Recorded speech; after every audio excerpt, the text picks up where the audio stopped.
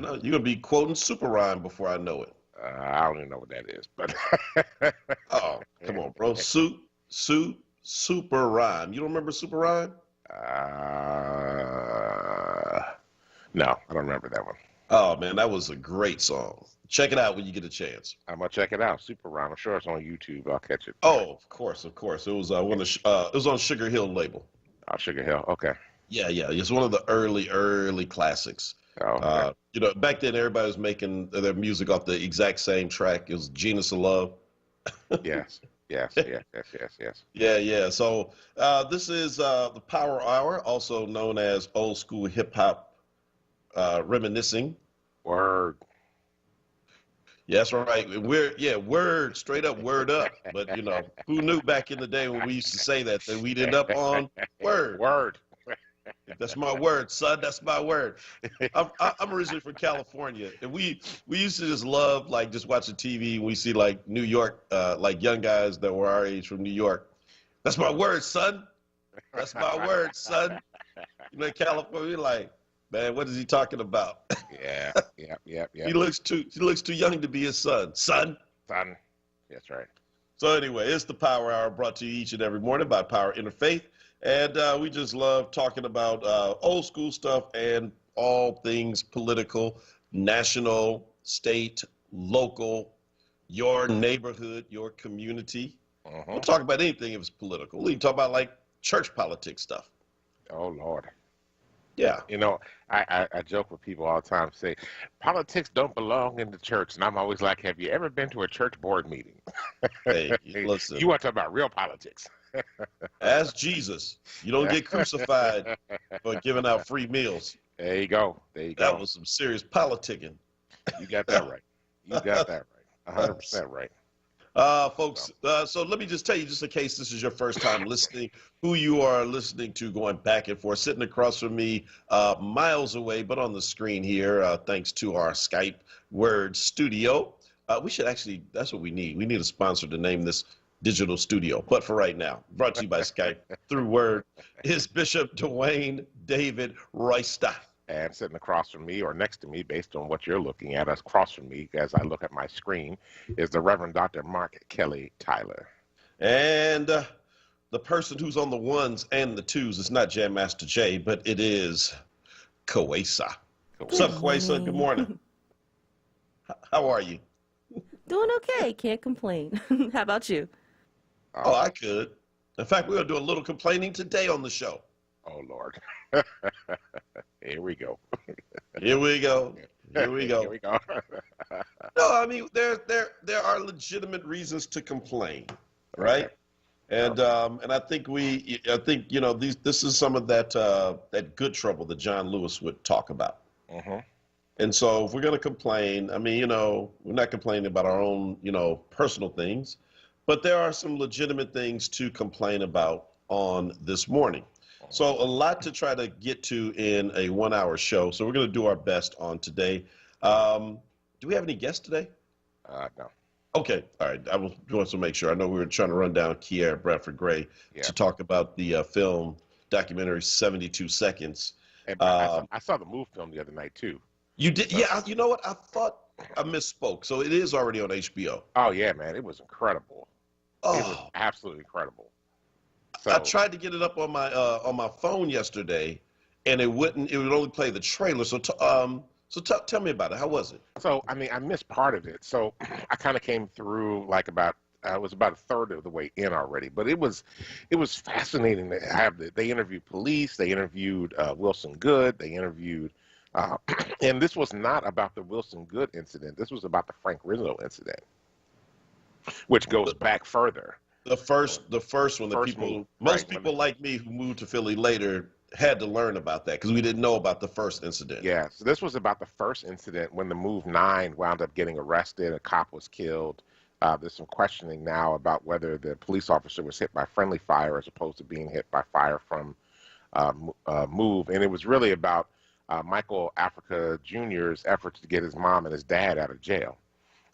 It was incredible, great interviews, a lot of information I did not have That was helpful. They interviewed the original lawyer that was representing them back in the day. They talked to prosecutors. They talked to, like I said, the police department. They talked to political figures. I mean, Frank Rizzo's dead, so he could not answer for himself, though he probably wouldn't have answered if he was around, or try to make himself seem like he was, glorified in the midst of it all. So there were reporters that were recovering the story at the time that they interviewed. It was really fascinating just to watch and to recognize how powerful and how much Philadelphia turned out to support MOVE in all of this, primarily because there was a lot of conversation about police brutality. And what was intriguing was if you closed your eyes and you did not know the timeline of when this was happening, you would have thought it was today. Wow. Yeah. Well, yeah, I'm not surprised by that part. Yeah. Yeah. So no, it was really a fascinating documentary story. They did a great job, and I was like, wow, this is really powerful. So I want to go back and look at that from the beginning. I didn't see the very beginning of it, but it was really good. So we should try to get Michael Africa on and talk about Michael Africa Jr. Yeah. Now, was Pam Africa in that documentary as well? She was. Yeah. She was interviewed. Ramona Africa was in there for a minute that I saw. Yeah. And Ramona survived the actual MOVE bombing. Correct. Yeah. I'm sorry, I didn't see Ramona. I saw Debbie Africa. So, but yeah, there was a lot of folk that were in there. Some folk that we've seen, but Pam Africa was definitely in there. Boy, I tell you, I was talking. I think we talked about this the other day on here, but I know it's been mentioned before that Walter Wallace, when he was shot and killed on his block in Southwest Philly, was killed right in front of Pam Africa's home. She was a near neighbor. And so you're looking in the video, that was, I think, her car that he was shot in front of. That's how close it was. And so to your point, that that we've come, 40 plus years from the first incident and, 35 years from the MOVE bombing. Again, it's as though these stories are the exact same. I was in a conversation yesterday with a mixed group of people working on some of these similar issues. And it's just interesting when you talk to a group of, white folk who are unfamiliar with these kind of stories, right? And it was that kind of crowd where some of the white folk had, a lot more understanding, but for others, it's, these are new. And as I was saying in the group, when you're black, you don't really need to be convinced. Right. It doesn't, nobody really has to do a whole lot of selling about whether or not something went wrong, because most of us, our facts kind of come from our lived experience. Right.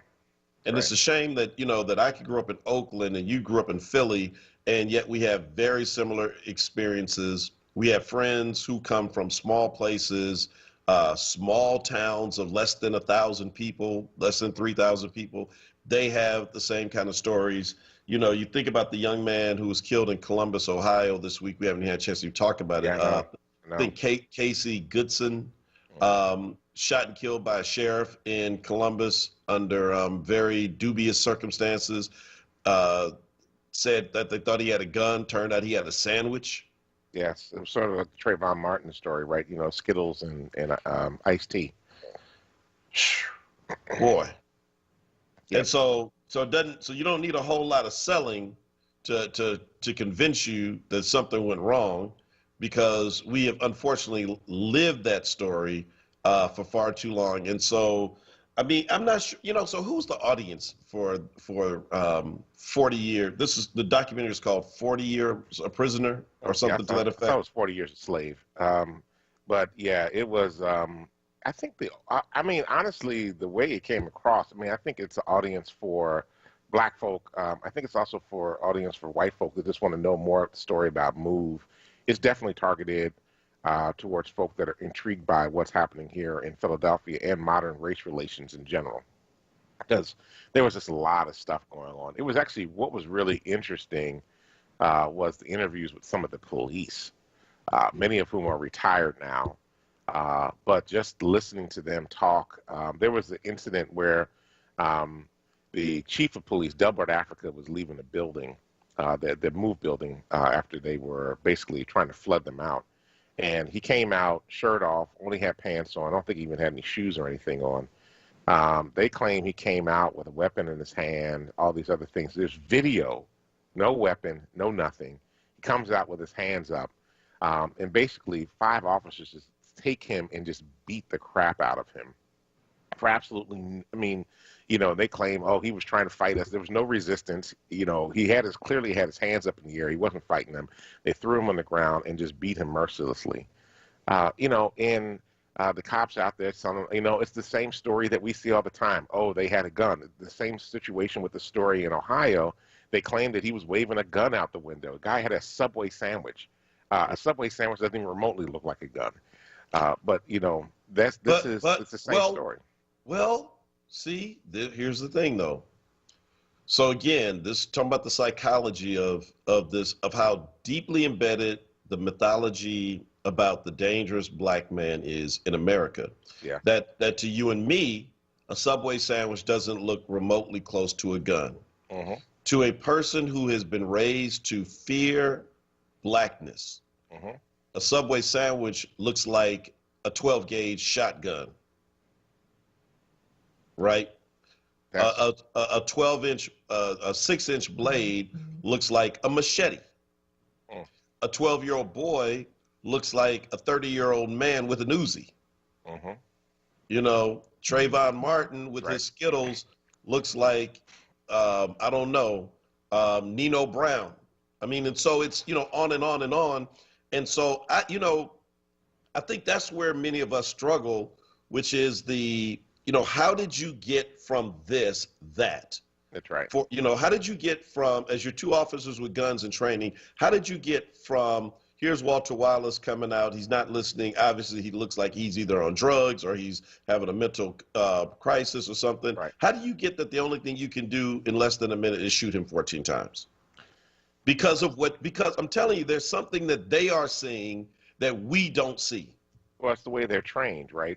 It's like years ago. Socialized, though. I'm talking about like just white people in general. They had to stop using black prisoners to train dogs, the police dogs, because the police dogs would often go after black folk in the street because that's who they were trained to go after while they were being trained in state prison and in prisons or in the jails. So, I mean, this is very problematic, right? It's indicative of this implicit bias that goes deep. And it's cultural. It's psychological, it's emotional, it's mental. In my circumstance, I think it's also spiritual at the same time. It's the depravity of the ability to see the other person's dignity and worth in the midst of it. It's deeply ontological at the same time. So I wrestle with this because of Casey Goodwin, because they would actually sit there and lie, 40 years ago, or 40 plus years ago to the media. It was almost Trump-esque. I mean, part of this was also like showing Frank Rizzo as Donald Trump and the police chief and all the people that were, backing up all these crazy messages, and then challenging the media, calling the media out, saying the media caused this problem. Media's not telling the truth in the story. The media is out here, look, and actually when you look at the media was actually backing up the city a lot of times.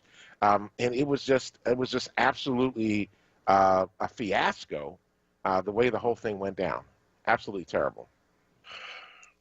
Yeah. Very frustrating, very painful to watch. See, sorry. So Ant Young is saying, first of all, I'll read his Jane Pittman quote later. Mm-hmm. It's not appropriate right now. But so Ant says, sandwich a shotgun, ? That's a stretch. As a former police officer, you are trained in a shifting simulator. And hold on, bro. Now, come on now. You're my guy. Now, you know what I'm saying. I'm talking about how white people view black people. That has nothing to do with police training. I'm not talking about just white people who are police officers. I'm talking about white people in general. Right. Where it's, they were so aggressive. It's like, huh? Were we watching the same video? Yeah. There was no aggression there. I'm going to tell you, listen, here's where so I don't know how many of you watched the entire Walter Wallace video, the 911 calls. They're very, very hard to watch. And I know at a certain point, the public one, the family didn't want it all released after he was shot. So I had the benefit, so to speak, of seeing what happened afterwards with both officers' body cams still on for some time after the killing. One drove Walter Wallace to the hospital trying to save him, and you could tell he was distraught about what he did the entire time. The other stayed at the scene. He was likewise distraught. Yet, both of them said something, and they had not corroborated this, right? But they both said to people around them, did you see him? Did you see him? He kept effing running at us. He wouldn't stop running at us. That's how both of them, without even, this is not like they got their story together. Right. Both of them interpreted Walter Wallace's movements in that video as running at them and in a panic state. So of course you would fire 7 times each if you think somebody's chasing you and you have nowhere else to go. But anyone who has seen the video sees that at no point does he run. At one point he stumbles and does that little half of a jog that you do to catch yourself, and then he continues that steady, methodical walk toward them. And mind you, this is all under 1 minute, the entire episode from the time he walks out of the door to the time that he is killed. And so it is what they see. And that is not police training. That is American society. That's right. That is what has been given to white people from the time they are born. Fear this black person. They want your woman. They want your job. They want your house. They want to replace you. Hence, Charlottesville, you know, you will not replace us. That's right. That's right. It is, I don't even know how to adequately describe the frustration I'm feeling right now. I just, you know, because just even thinking about all this over and over again, like nothing changes. Nothing changes. Right, right. I'm saying so. Well, look, we got to take a quick break. I know, that's okay, good. It's probably good that we do. It's probably and I see you, Aunt Young. So maybe I misread your. I know you're not dispelling white fear. That's my point, and I'm just saying you can't. This ain't got nothing to do with police training. I guess it does have something to do with it, but we need some real dismantling of white fear of black and brown people, and that is going to take centuries because it took centuries to build it. This is the Power Hour. We'll be right back on the other side of this conversation that escalated pretty quickly. We'll be right back. COVID-19 affected many things this year, including regular vaccinations. Vaccines are safe, effective, and protect against serious diseases. Make sure you and your family are up to date on all vaccinations. Together, we can keep each other safe and healthy. Let's stay protected together. Get vaccinated today. For more information, visit health.pa.gov. Paid for with Pennsylvania taxpayer dollars. Keystone First VIP Choice HMO SNP Dual Eligible Special Needs Plan has a 4 out of 5 star rating and is one of the highest rated Medicare plans in the region. Keystone First VIP Choice and you are better together. If you live in Philadelphia, Bucks, Chester, Montgomery, or Delaware County, and you have both Medicare and Medicaid, choose the Medicare plan that is working to help you get better care. Enjoy extra benefits at no cost to you with Keystone First VIP Choice. You get benefits like dental, vision, and transportation to and from your medical appointments. They also cover a fitness membership to a gym of your choice. $150 toward over-the-counter pharmacy items. There's no copay for doctor's visits. They offer a large provider network, a great prescription plan, dental coverage, and even eyeglasses. Plus, you don't have to wait for open enrollment. You can change your coverage every quarter. Keystone First VIP Choice. The name you trust, the service you deserve. Call Keystone First VIP Choice today at 1-877-686-1760 or visit KeystoneFirstVIPChoice.com. Tune in this and every Saturday at 3 p.m. for the Let's Talk Fire Safety Show with host Adam Thiel, Fire Commissioner, discussing fire and life safety.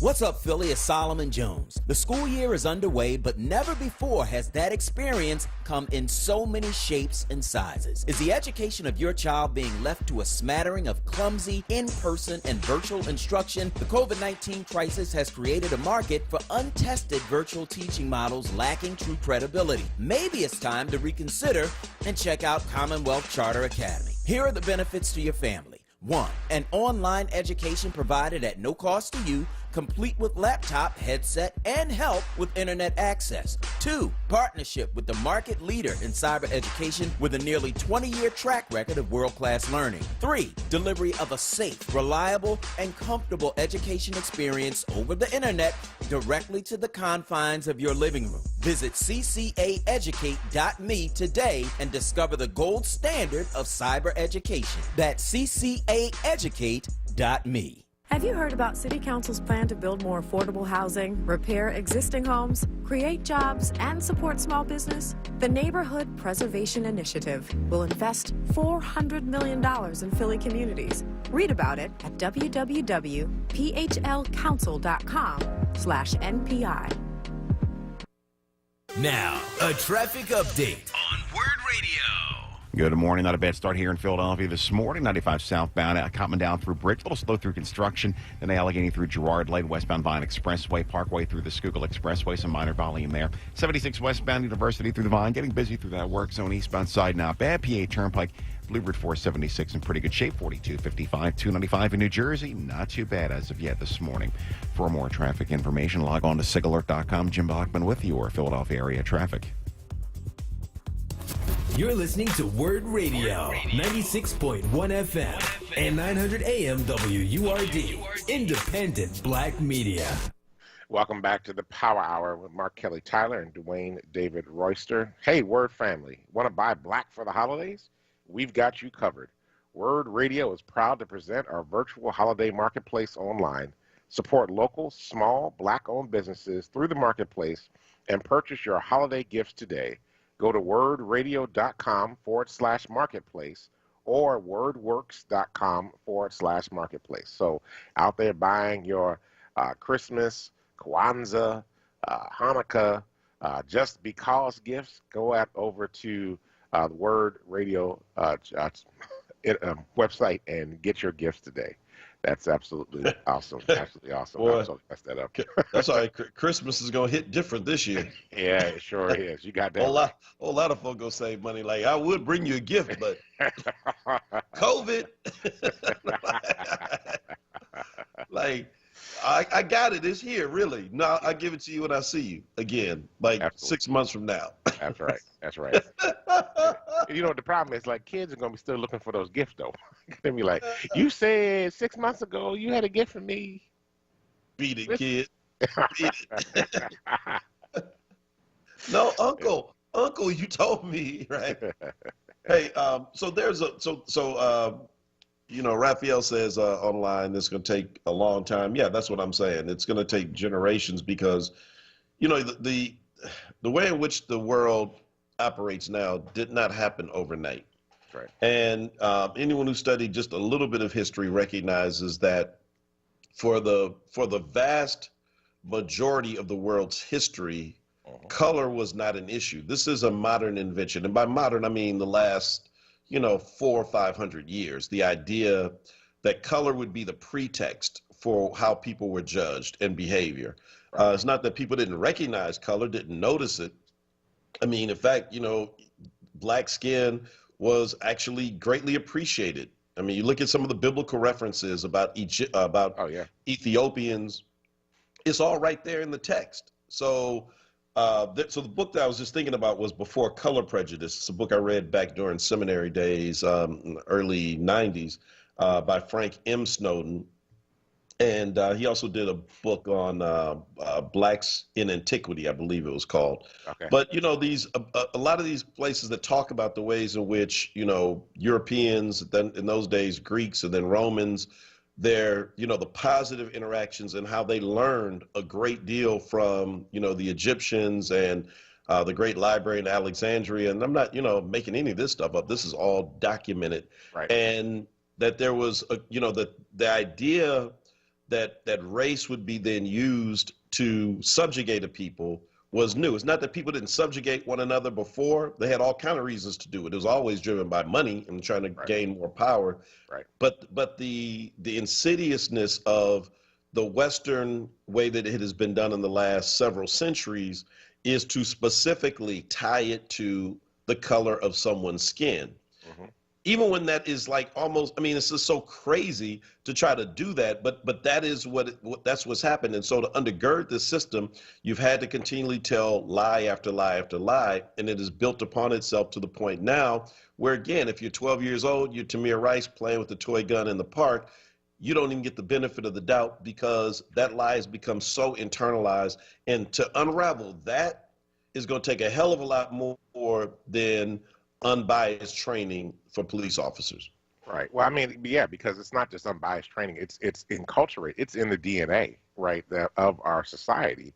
That is going to take a lot more to unravel. It's going to take just as long to unravel it as it was to ravel it in the first place. I mean, Kate Felder from Howard University School of Divinity wrote a series of books around race and talking about race and understanding the Bible and the New Testament in particular. But one of the things that he said is that race, as we understand it, is a 500-year construct, that it was not always this way. And the fact that it's 500 years old, but it's become so deeply ingrained, and it was ingrained as a result of commerce, right? It was a way to get free labor. And so I think there's often a resentment for those that are working, i.e. the cops, when they see black folk they think are not working, trying to understand why my free labor is not at work. It's just a perspective on it, but, I think that is part of, because then it goes to the story like we always hear black folk are lazy, they're not working, they're standing around on the corners, they're doing whatever. Well, what do folk do when they're not working? They're standing around talking to friends, checking out family, doing whatever.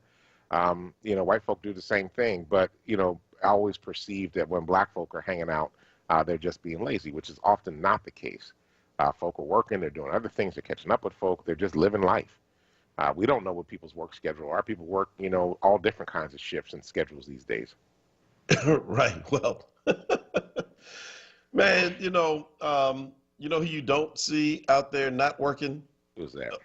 Black folks standing around those big inflatable rats in Philadelphia. No. Have you ever noticed that? Yes. You know what I'm talking about, those big at the construction zones. The unions use, yes.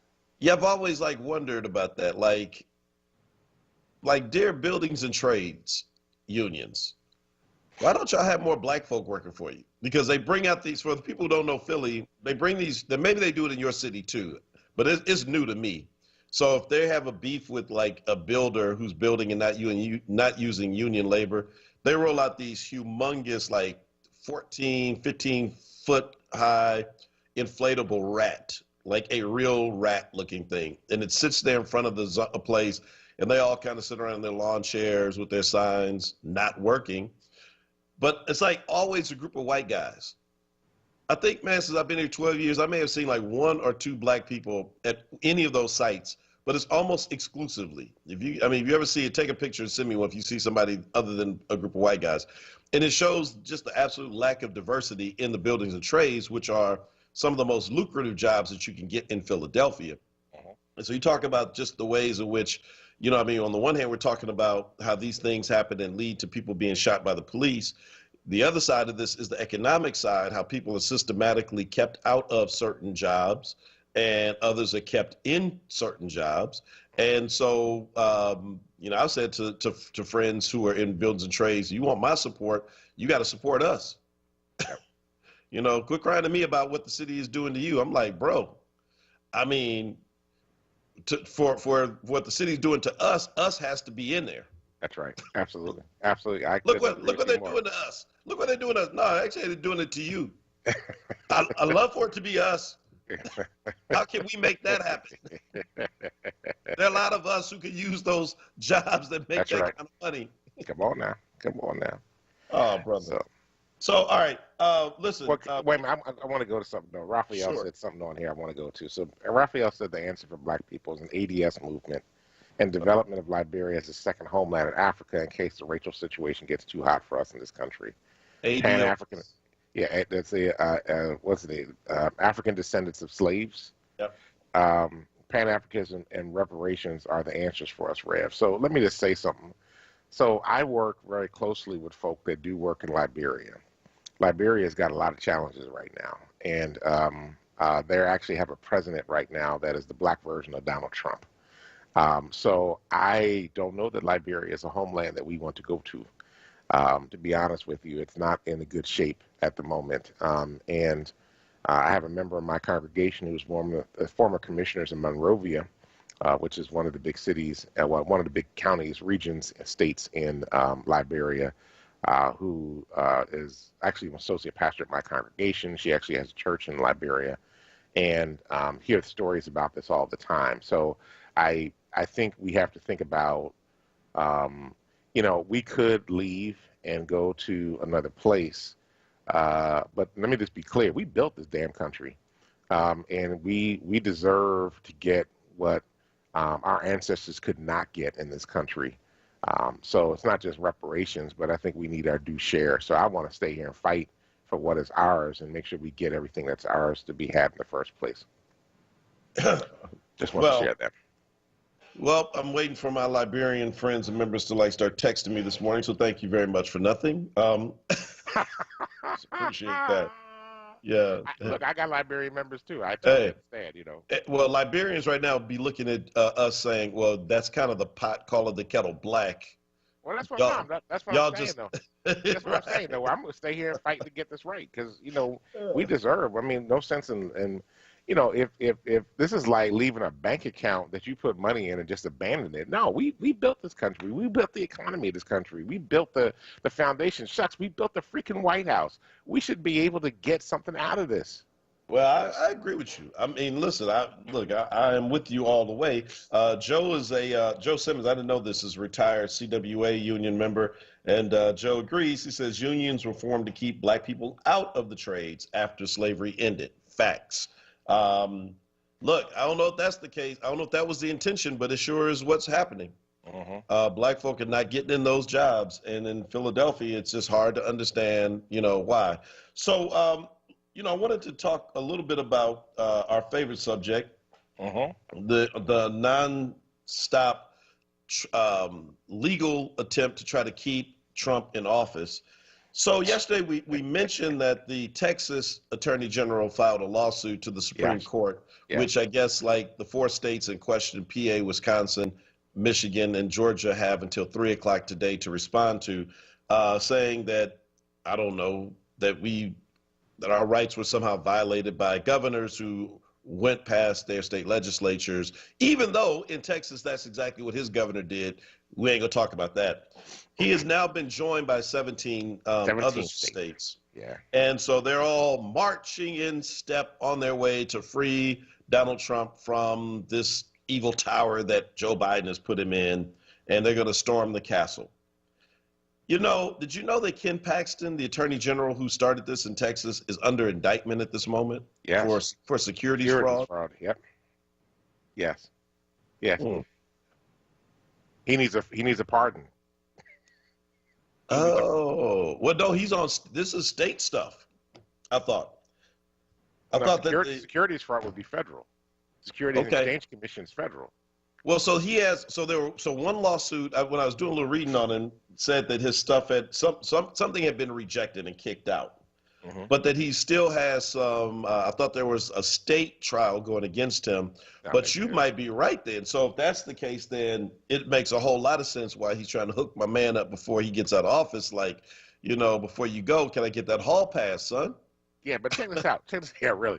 But check this out. 17 states. No, let's talk about this for a minute. Alabama, states. West Virginia, the attorney generals in 17 states have lined up with this thing. My God, I want to know what kind of crack is he giving out that these people are buying this stuff for free and doing this all. I mean, this is ridiculous. 17 states. Come on, you mean to tell me not one of them has said, even Toomey in our state, I give Toomey credit, he's like, this is over. This is over. The state's going to Biden. He called Biden to congratulate him.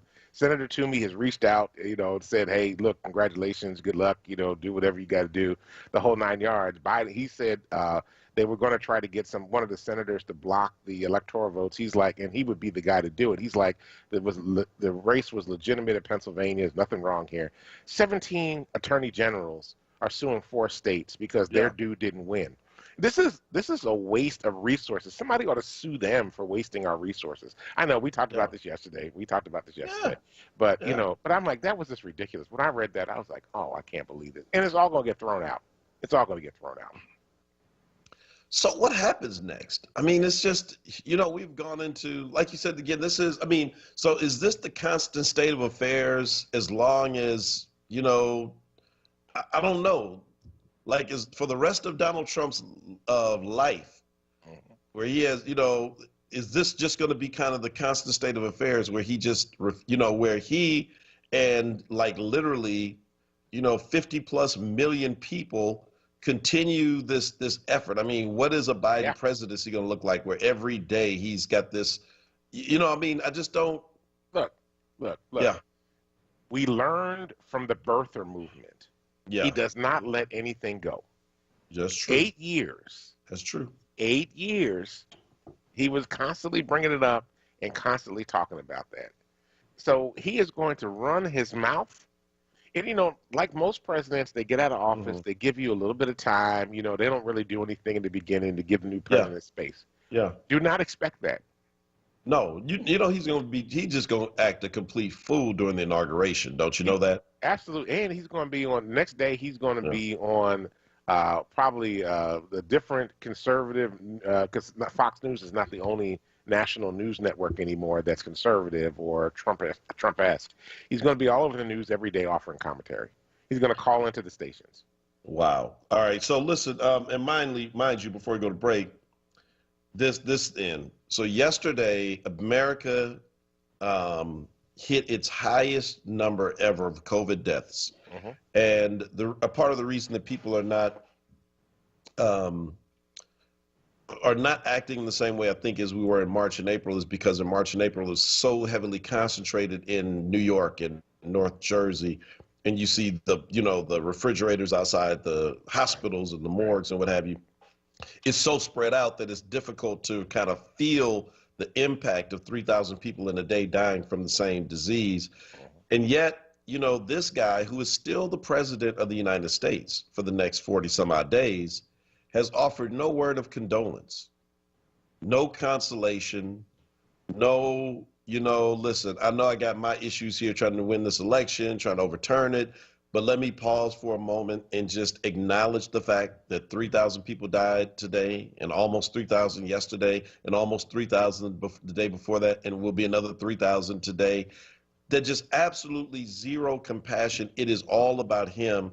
And to your question earlier, why is it that people would, cape so hard for somebody like this who cares absolutely nothing? At least it appears that way for anybody else. Is just beyond, it defies words. It just defies words. And so listen, we're past the break. We've got to take a quick break and we come back, get to this last segment. And I'm not sure if others are having problems with Facebook Live this morning. I see folk there, but I don't see you there and not getting the real-time comments. So it looks like y'all are having a great conversation. So carry on. We'll be right back. This year's been tough, but it's given me a lot of time to learn new skills through the internet. I've been joining more classes during lockdown. I'm doing an internship. I taught myself how to play guitar. So when people ask, will I be able to learn online? I feel like I'm ready. Internet Essentials from Comcast has connected millions of families from low-income homes to the internet. So no matter what back to school looks like, students can be ready for anything. Learn more at comcast.com/Internet Essentials. Always Best Care is a great place to work. Flexibility, leadership, purpose, great benefits. There's never a dull moment. Diversity, inclusion, compasión. We love our jobs. If you're looking for a great place to work, you can join our compassionate Team Green. You can apply online at teamgreenabc.com or call 267-909-9248. Teamwork makes the dream work. What's up, everyone? I know you know the word, no, not the station, but this word, J-O-B that is, and our friends at Amoroso's Baking Company are hiring right now. Amoroso's has been baking the delicious bread in our community for over 100 years, and they want you to join their team today. The old and the young love Amoroso's, and they are hiring right now. Check it out. They offer fair pay and provide health, dental, and prescription plans after 90 days employment. Call 856-754-0355 or visit amorososbaking.com for details. This is not a fad for us. We will not resume our regular programming when things die down. We're not black to help our bottom line or because it's politically correct. We're not joining a fight. This has been our fight, our message, our people. Black lives have always mattered here. We are undeniably, indefatigably, unapologetically, permanently Black Talk Media. WURD. Looking for employment? JD's Auto Body and Painting is hiring. They have 2 positions if you have 5 years experience in auto body and framework. Also seeking painter with 5 years experience. And if you have experience as an A or B assembler, JD's Auto Body can be the place for you. Please call JD's Auto Body at 215-848-5949 or email JD's Auto Body and Painting at comcast.net. Now's your chance to watch the best new play of the season at home. Philadelphia's Wilma Theater is now streaming the thrilling drama Heroes of the Fourth Turning until December 13th. 4 friends reuniting at their Catholic college in Wyoming as they wait for the arrival of their mentor. Secret passions and fears surface, revealing their troubled place in a divided country. The New York Times raves that Heroes of the Fourth Turning is astonishing. To stream the Wilma Theater's production of Heroes of the Fourth Turning tonight, visit wilmatheater.org. Now, a traffic update on WURD Radio. Good morning. This report's sponsored by Rocket Mortgage, Zavali Building, Philadelphia, Schuylkill Expressway westbound. Busy right now, University through the Vine Expressway, through construction west of that. Not bad yet. Eastbound side looking pretty good. Westbound Vine Expressway, Lake Parkway through the Schuylkill Expressway. Southbound 95, busy Cotman down through Bridging and Allegheny through Girard. Looking at the Pennsylvania Turnpike, westbound, west of Ben Salem, an accident there, mile marker 350. Eastbound on the PA Turnpike, in the same stretch, mile marker 350.5, an accident there. That's eastbound between Willow Grove and Ben Salem, so both ways accidents. 55 northbound Deptford into 42, getting busy. Get personalized loan options, closing costs, and tax estimates all in real time when you need your mortgage to fit your family and budget. Rocket can. When you want the ability to adjust your loan options in real time, Rocket can. Rocket Mortgage. For more traffic information, log on to sigalert.com. Jim Bachman with your Philadelphia area traffic. You're listening to WURD Radio, 96.1 FM and 900 AM WURD, independent black media. Welcome back to the Power Hour. This is Dwayne Royster along with Mark Kelly Tyler. We're here Monday through Fridays from 6 a.m. to 7 a.m. to give you the latest in news, happenings around Philadelphia, and, of course, our opinion. And we actually have, I know we got a couple things to talk about. We actually have somebody on the line right now, too, so we should probably get to that person. That is Bahia from West Philly, who wants to talk about Donald Trump. Bahia. Bahia. Thank you. Good morning. Good morning. I just started listening to your show, getting up a little early. I set my alarm so I can listen to you guys. Wow, thank you. Thank you. Yeah, I do. Very good conversation y'all had, but kind of this morning, y'all kind of disturbed me a little bit with giving Caucasian people an excuse to try to kill us. Because shouldn't we be afraid of them more than they're afraid of us? They're the ones that said they used our babies as alligator food. And I want to say another thing about Donald Trump. The Republican Party, I don't know which one of y'all are Republican, but one of y'all are. That ain't got nothing to do with Trump. Remember with Newt Gingrich? They always was terrible. Their policy never fit me. And as far as Tom, the one that's on, used to be on, well, he's about to leave, Tom, the one from Pennsylvania. Tom Wolf? Not Tom Wolf. No. The guy, the senator. Yeah, Toomey. Pat Toomey. Only reason why he spoke up is because he's about to leave. That's the only reason why. Those voters, those people, those white people, y'all standing up against them Republicans, they are pulling their strings. They're calling their senators, their councilmen, and they telling them that you better fight. That's what they're doing. They're following their people. I think not saying they don't have nothing to do with Donald Trump. He's putting it out there. But those people, those voters, are telling them to fight. I know some of them. I work out Bucks County. So it's no excuse for them. Black people better get out there because the rights are going to be taken away. They already knocked down civil rights. They knocked some of their affirmative action. They already knocked some of that down in Texas. So black people, y'all better fight. Have a good day, sir. Yeah, thank you. So Dwayne, why didn't you tell me, man? What's that? You never told me. I didn't think I had to. Bruh, I'd be like, you roll with somebody all these years and you never know. I am not a Republican. Let me just come out and say it now. Oh, man, come on. I am not a Republican. No. She calls you on it today because you know it's not me. You know, wait a minute. I'm left of you. No, bro. I think you left it hard right. Dwayne Royster, the Black Republican. No, I think what I said the other day on the air was my grandfather, who has been dead since the 1960s, was a Republican committeeman here in the city of Philadelphia. Well, look, back in the 30s and 40s, and this is before the Democratic Party shifted, right? A lot of people think Democrats have always been the way that, no, actually the Democrats were the parties of the racist, and it's shifted after Roosevelt. It began the process of shifting. And Kennedy solidified it. I mean, look, everybody who's listening this morning, if you are black and you are a staunch Democrat, you would never consider being a Republican. Trust me, then your ancestor, not too far removed, maybe even your parent, depending on how old your parent is, at one point was probably a registered Republican. That's where we were, and then we moved. Because Lincoln was a Republican. So, of course, when black folk got the franchise, they voted for Lincoln. It's kind of, but that's hilarious, man. So, and I'm not sure we were caping for white people this morning. I don't understand that. What I said is that, again, I'm not trying to excuse the murder of black people. No. I'm just trying to understand it. And I think there's a big difference there, but that's hilarious. Well, Tawanda got a kick out of that call. So thank you, though, for getting up, Bahia, and checking us out each day. Hope that you continue to do so. Speaking of state elected officials, shout out to Governor Wolf, who has done his best to try to keep us safe. Now he has contracted COVID-19. And so certainly praying for our governor that he gets well soon. But that just also goes to show how tricky this disease is. I was just looking I was able to catch some of the comments. It looks like somebody on Facebook Live has a sister, I don't know if that was aunt or someone else, who teaches in a public school in Texas. Yeah, I saw that.